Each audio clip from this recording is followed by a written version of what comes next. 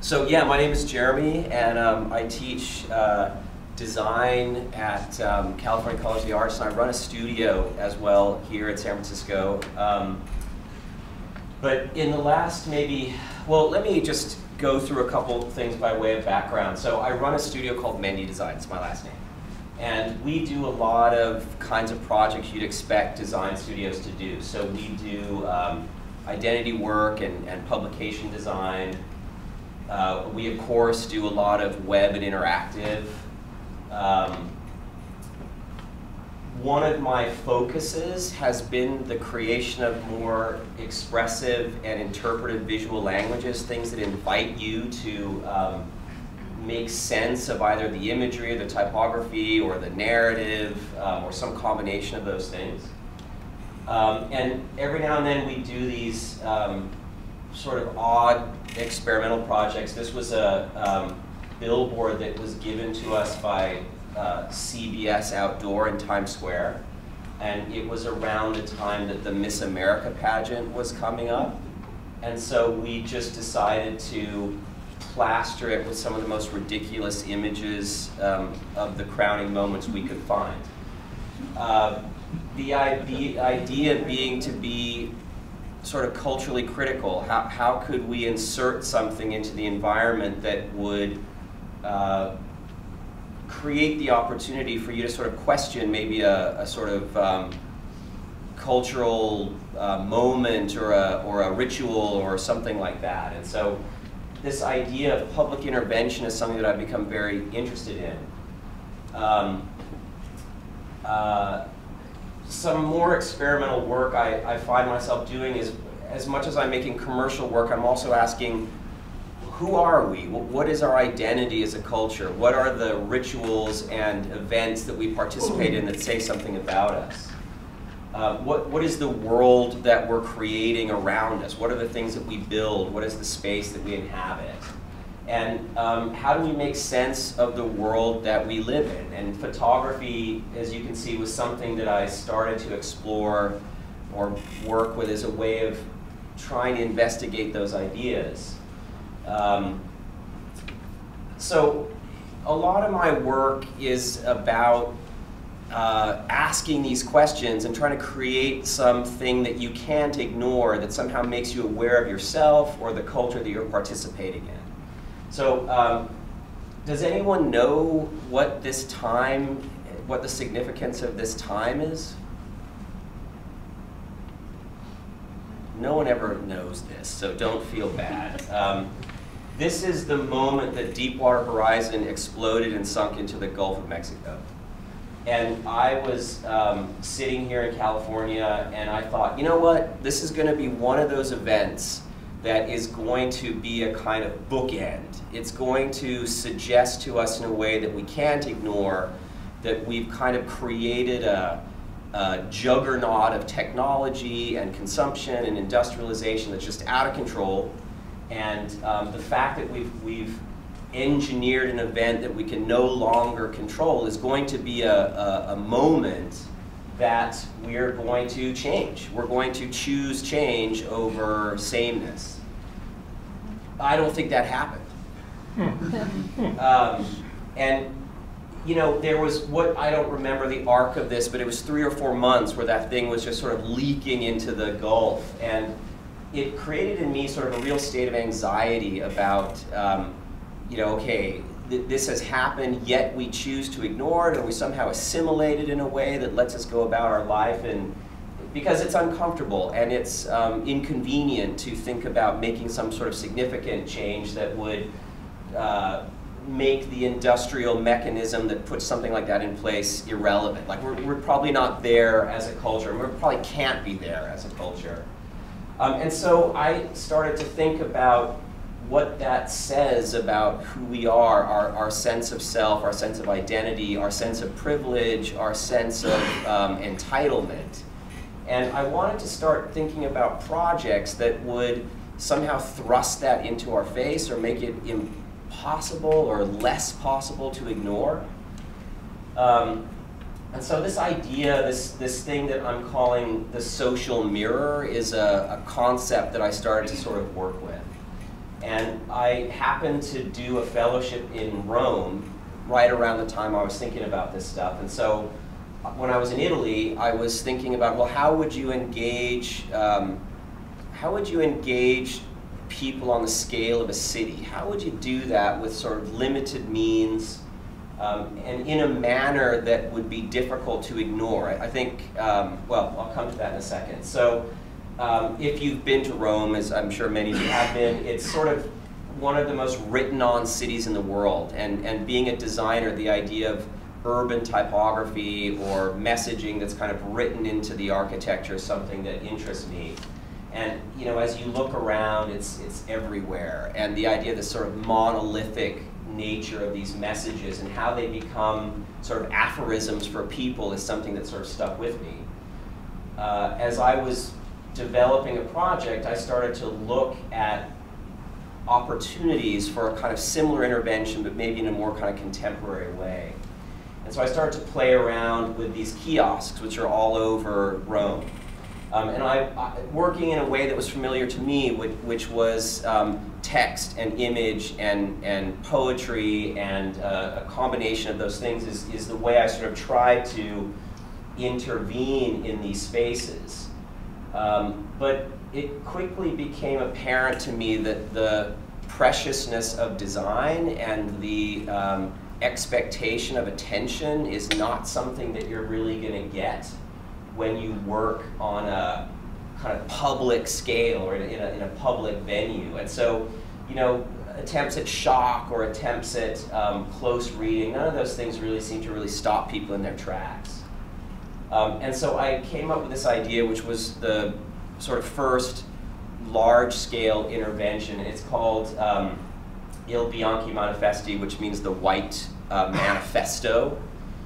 And so the way I handled it was that I convinced the city of Rome to give me 1,000 kiosks for a month. And I inserted these super simple phrases into these spaces. And so as you would move through the city, you would be exposed to these different sort of open-ended triggers that hopefully would get you to question, well, what is the significance of this? What is the meaning of it? Why am I seeing it over and over again? What is the mental picture that I'm forming as I kind of insert myself into the forward lean of that idea? And I also liked how they became sort of captions for the scenes that people kind of occupied. And so this ran for 30 days all throughout the city, and it was impossible to walk in Rome and not see 5 or 6 of these things on any kind of you know, short journey. But I also wanted to somehow not let it just be a question. I wanted it to be something that also sort of potentially offered an answer or offered a way for dialogue or engagement. And I was sort of uncertain how to do that. How do you take advertising and create a digital doorway for it without it becoming just an ad or a teaser campaign? And so the idea of putting URLs or QR codes or things like that really didn't seem like something that I could do, because I thought it would be immediately dismissed as some sort of advertising campaign. And so what I did is I bought all the phrases in Google AdWords. And so if you were in Rome, because what's great about Google AdWords is you can kind of limit, you can halo the searchable area. And so if you Googled any of those phrases, you would get an ad that would link you to a website. And the website was sort of like an online gallery for these images. And then it would, if you clicked on it, it would ask you some questions about the kind of culture or world or society that you are participating in and tacitly creating. And over the course of 30 days, it allowed me sort of to collect, you know, thousands of people's responses and create a kind of, I wouldn't really call it a forum, because it wasn't really a way, you couldn't really have a dialogue with someone, but it allowed me to sort of take the temperature of the population in terms of what was the world we were creating. And I typically present this in presenter mode in Keynote, which allows me to see my notes as I'm talking to you, so I can't read Italian. But I can tell you what this says, and the business end of this quote is that this person who wrote it says, "I think it will take a catastrophic event for us to wake up to the disaster that we're creating. And only a catastrophic event is something that we will finally not ignore." Which sort of brought it kind of full circle back to Deepwater Horizon, which sort of surprised me, because that was a catastrophic event which we sort of chose to ignore out of convenience. And so, as fascinated as I was with the notion of intervention and sort of public writing and trying to create an interpretive moment that you couldn't ignore, it became clear to me that it's fairly easy to ignore this. And once the month was over, and if you've been spending time in Italy, it's like the fire hose of communication just sort of overtakes anything. And so, a few days after me and my band of hired guns were done, it disappears from the street. And it made me really think about how do you make something that you can't ignore? And I think, we live in an age now where it's so mediated that it's so easy to edit the streams of information that come to you that you can sort of edit out anything that's sort of uncomfortable or suggests an image of yourself that you would rather not see. And so I decided to start making machines that would kind of force you to have to see yourself. And the next project was called Narcissus. And I was looking for ways to plug you in to the experience so that you generated it, that like what you were looking at was an image of yourself. I call it sort of like mediated self-perception, where it's your information that you're looking at, but it's reflected back to you in a way that I get to control, but you don't really know it. And so I started to look at sort of biorhythmic information, how I could sort of capture that from people. And at the same time, in reference to Deepwater Horizon and petroleum as a material that I think is very metaphoric for the time that we live in. This is what's called natural bitumen, which is sort of petroleum that's been cooked in the Earth's crust into kind of like a hard form. But it's carbon, and you're carbon, and every living thing is carbon. And so there's this sort of odd cycle of life and death and sustain, petroleum is what we use to sustain our lifestyle, but also poisons us in our environment. I really like the circularity of that. So I worked with a guy named Bill Sue, who's a very talented engineer, and this first version of it, I was an artist in residence at the Headlands, and this is kind of your first go at it, right? And so we came up with this very unreliable sensor that had a little radio in it that would communicate the data to a bank of computers, and you had to wear it on your ear because that's where it picked up your biorhythm from.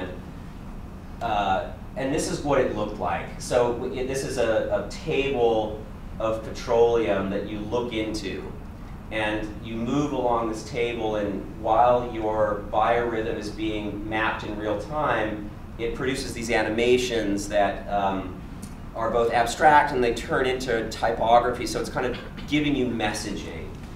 And it was a good first go, but it had a lot of issues with it. And so just recently, I was able, so just go ahead and, this is a video of a recent installation.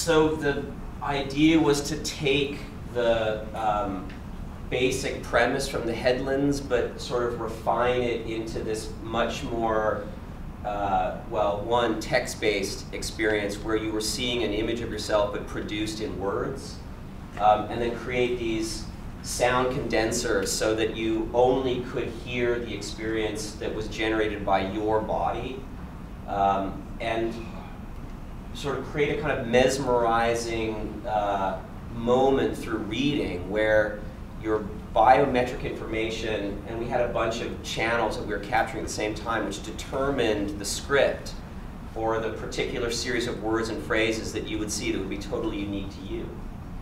And so that maybe this is sort of the present state of this idea of a social mirror, that it's, you're looking into a pool of petroleum, this kind of black, highly reflective surface. It's okay, I'm almost done. And you see yourself, in a light that's maybe very unflattering. And so it's both sort of something that kind of fascinates you, but also repulses you, and then there are the fumes of the petroleum that are sort of coming off the table, so it's sort of dizzying. And so it's again this idea of, you know, people like to see themselves in social media in a particular light. And so this uses that same sort of fascination, but to present an image of yourself that's maybe not very flattering. And sort of what is that experience like? And so that sort of tension or that sort of attraction, repulsion is what's sort of driving this work. And I'm not really sure where we'll go next with it, but it's been sort of fascinating how people sort of find it very prescient. It's like, how does it know this about me? How does it read my mind? And so there's a kind of prophetic experience, which is what it is to be kind of hooked up to the machine. So that's what I have. Thank you very much. I'm happy to answer. Sir, in the back. I'm impressed that you got Rome to let you have those. Wasn't easy. With poster stuff, but I'm even more impressed that they let you put them up in English. Why did you do that? Yeah, it's a really good question.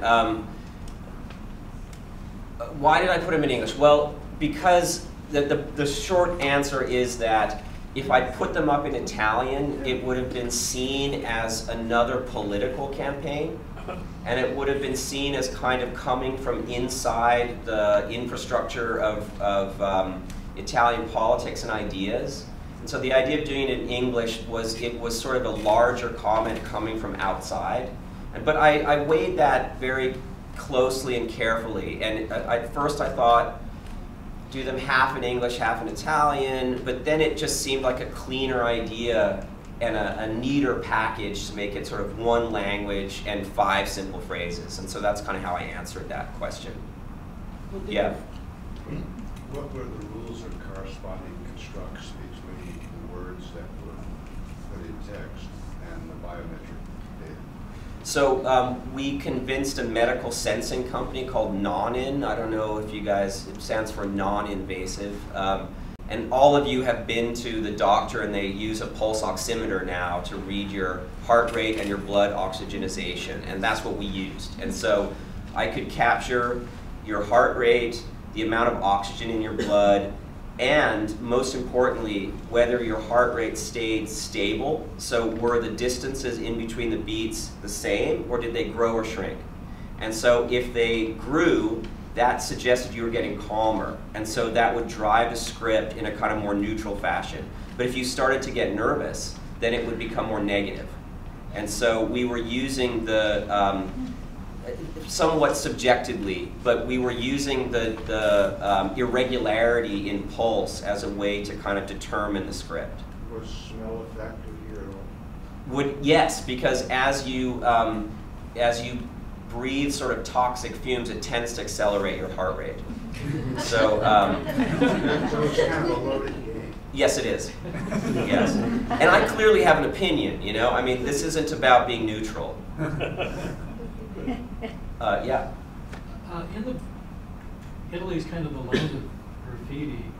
Did you have a problem with people defacing your stuff? Well, I wanted people to, you know, and I didn't show you the ones, they were, I mean, first of all, it's really difficult as a graphic designer to like put 3 words on a big piece of white paper and nothing else. Like, it goes against your very nature to do that. And so that was very difficult. And I wanted people to interact with them in any way possible. So if writing on them was a thing, that would be great. And there was some intervention there, not as much as you'd think, actually. The thing for me was that I wanted them to be monolithic and not mistaken for street art. And so the idea that if it became too illustrative or loose, it would not have authority. And so I wanted it to be this kind of somewhat authoritarian sense. And so that's why it was as cold and almost undesigned as I could really come up with. Was it documented somewhere in the papers? Yes. That was also a kind of PR move. You know, I kind of guessed that if we could keep up the visibility for long enough and get people talking about it, then all the, you know, culture blogs would pick it up, and Corriere della Sera wrote about it. And it was sort of a difficult thing because, of course, I wanted to be interviewed, but at the same time I had done a bunch of them illegally, and because I did more than 1,000. And so the idea that I knew the city couldn't count, right? I mean, so we did a lot more than 1,000, but I'm not an Italian citizen, and I didn't want to get deported, so I had to lay low when it was actually happening. Yeah? On the website that you set up for that project, what kind of like, well, did you get a lot of people that actually searched for those words and then found the site? Yeah, we got 20,000 hits in 30 days. So it's not Twitter, you know, but it's not bad for, you know, a couple thousand pieces of paper and a website. So, I mean, how would I do it? You didn't ask this, but how would I do it again, or would I do it again? And I don't know. I mean, I'm not that interested in technology. It's more that what are the tools that you can mobilize to create the experience that you want to create. And so the move from something that was pretty low tech to stuff that's involves more technology, it's not because I love the technology, it's that how else do you create immersive experiences that people can't ignore so easily? And so that's sort of been the move. Would you change the words, if you were going to do it again, would you change the words that you use? Yeah, yes, I would. I mean, wouldn't we all, right? You know, what the part of this that I didn't talk about was that when I went there, my sort of fellowship was all about futurism, and I was looking at futurist poetry and the futurist ideas of speed and aggression as a kind of thematic that I think is something that I think the futurists were awfully prescient. You know, this was about 100 years after futurism, and so there was that theme that was sort of somewhat motivating the work. And yeah, of course, you know, I probably wrote, I don't know, 1,300 phrases, right, to try to get down to these 5 that seemed to touch upon the themes that seemed important. And you know, every time I look, I go, why did I choose that one? And I could have, you know, done that one. You at the end of the day, you go with something. Yes, brought out the editor and me too. Yeah, exactly. Yeah. Yes. Just curious if you have anything else coming up, or if you're thinking about new ideas. Because this seems like, I mean, it's such a powerful tool for social change, and on a very small scale, but it is. Well, I appreciate that. Yeah, I mean, what's coming up? I mean, you sort of look for the next opportunity. You know, like I said, this was at Somme Arts, and it is such a pain in the ass to deal with petroleum. It's messy, and if any, you know, we had to, not that you care, but we had to like bolt the table to the floor and make sure that you couldn't move it so that no one could set up a standing wave of oil that would slosh out. And so it doesn't make you want to do more of it, you know. But I am wondering, you know, one thing that occurred to me was an RFID technology, radio frequency identification. Like, what if we all wore badges, and when you came into the installation, it knew where you were, and it could understand what your heart rate was compared to everyone else's, and how that would, you could create maybe sort of social maps in real time. I mean, that would be very hard to do, but the idea of making the sort of social experience of it more paramount, I think would be a very interesting next move.